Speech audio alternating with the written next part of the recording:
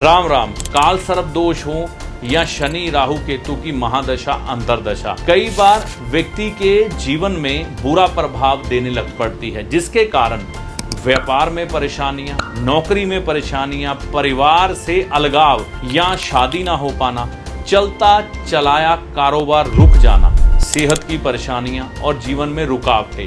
कोई भी काम एक बार में सफल ही नहीं होता। तो काल सर्प दोष, महादशा, अंतरदशा इसके कारण हो सकते हैं, या आपकी जन्म पत्रिका में ही शनि राहु केतु आपको परेशान कर रहे हो। तो आपको एक बहुत ही सुंदर अवसर इस सावन के महीने में चंद दिनों के लिए मिलेगा। आपको इनमें से किसी ग्रह की भी परेशानी हो तो वह उपाय आप कर सकते हैं। वह उपाय कौन सा है, इस वीडियो में विस्तार से जानकारी दी गई है। तो वीडियो को शुरू से अंत तक देखकर उस उपाय को समझिए और करिए, और ईश्वर की कृपा से अपने इन 3 ग्रहों को शुभ करिए।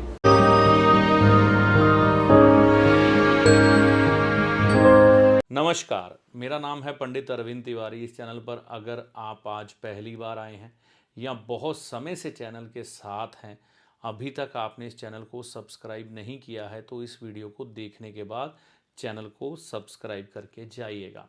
आपकी पत्रिका में काल सर्प दोष हो तो आपके जीवन में बहुत ज़्यादा संघर्ष देखने को मिलता है। कई विद्वानों का मत है कि काल सर्प दोष जैसा कुछ नहीं होता। कहीं भी शास्त्रों में इस बात का जिक्र नहीं आता। लेकिन काल सर्प दोष उस समय निर्मित होता है जब राहु और केतु के एक साइड सभी ग्रह आ जाएं। सर्प दोष से जुड़े हुई कई चीज़ें हमें अपने धार्मिक ग्रंथों में देखने को मिलती हैं। भगवान राम का नागपाश से लपेटा जाना, जिसके कारण उनका मूर्छित हो जाना, तो कहीं ना कहीं यह काल सर्प दोष ना ही सही, लेकिन किसी न किसी तरह से सर्प हर एक व्यक्ति के जीवन को प्रभावित तो करते ही हैं। ठीक है ना। अब यहाँ पर यह समझना है, काल सर्प दोष के अलावा अगर हम शनि ग्रह की बात करें, राहु ग्रह की बात करें, केतु ग्रह की बात करें, तो ज्योतिष में जो इनकी कल्पना की गई है वह एक सर्प के रूप में की गई है कि यह सर्प बन के परेशान करते हैं। पाप ग्रहों का टोला कहा गया है कि जब भी यह ग्रह आपकी पत्रिका में खराब फल दे रहे हों तो बुरे प्रभाव व्यक्ति के जीवन में आते हैं, बाधाएं बढ़ जाती हैं, संघर्ष बढ़ जाता है। हालांकि बहुत ज़्यादा धन देने वाले ग्रह भी यही हैं।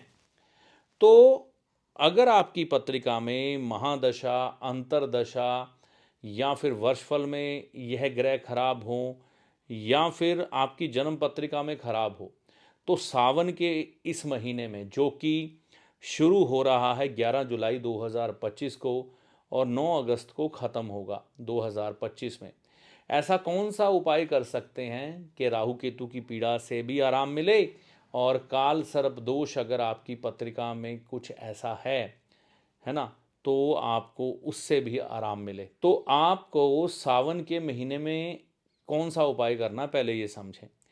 आपको 2 चांदी के नाग नागिन का जोड़ा बनवाना है ना। और सावन के महीने में, यानी कि जो समय मैंने बोला 11 जुलाई से 9 अगस्त के बीच में, सोमवार का या मंगलवार का कोई भी एक दिन चुनना है और यह चांदी के नाग नागिन का जोड़ा चलते हुए पानी में जल प्रवाह कर देना है। चलता हुआ पानी क्यों लिया हमने? चंद्रमा लिया। चंद्रमा ऐसा कहा जाता है कि माता का स्वरूप है। ज्योतिष में चंद्रमा माँ मानी जाती है।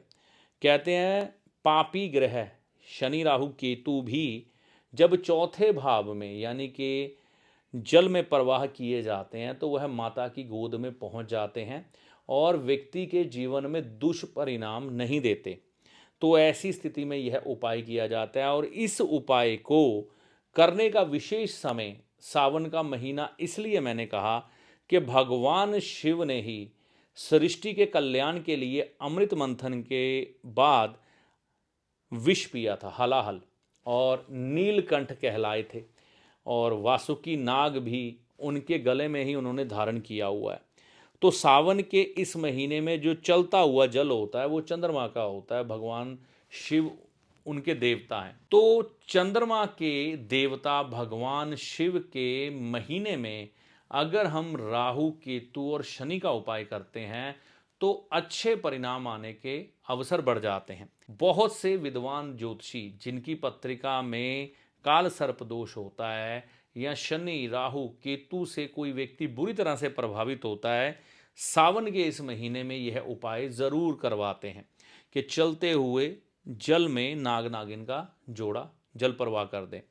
दूसरा तरीका ये भी होता है कि अब किसी के घर के पास चलता हुआ दरिया नहीं है तो आप भगवान शिव के शिवलिंग के पास मंगलवार या सोमवार के दिन यह नाग नागिन का जोड़ा अर्पित कर दें और भगवान से प्रार्थना करें कि काल सर्प दोष या शनि राहु की पीड़ा से महादशा, अंतरदशा, वर्षफल या जन्म कुंडली किसी प्रकार से भी आपको कष्ट आ रहे हों, उनमें कमी आए। तो अगर आपकी पत्रिका में या परिवारजनों की पत्रिका में ऐसे कोई कष्ट बने हुए हैं तो यह उपाय आप करके देख सकते हैं।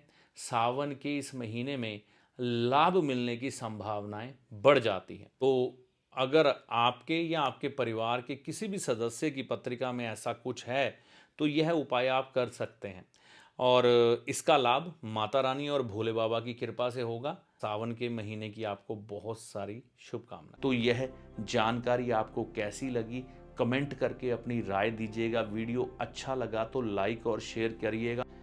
देखिए, अंत में एक चीज़ मैं कहना चाहूँगा, ज्योतिषी को हमेशा अपने एक सलाहकार के रूप में देखें जो आपके भले और बुरे समय का ज्ञान आपको देकर आपके कष्टों से आपको बचाने का प्रयास करता है।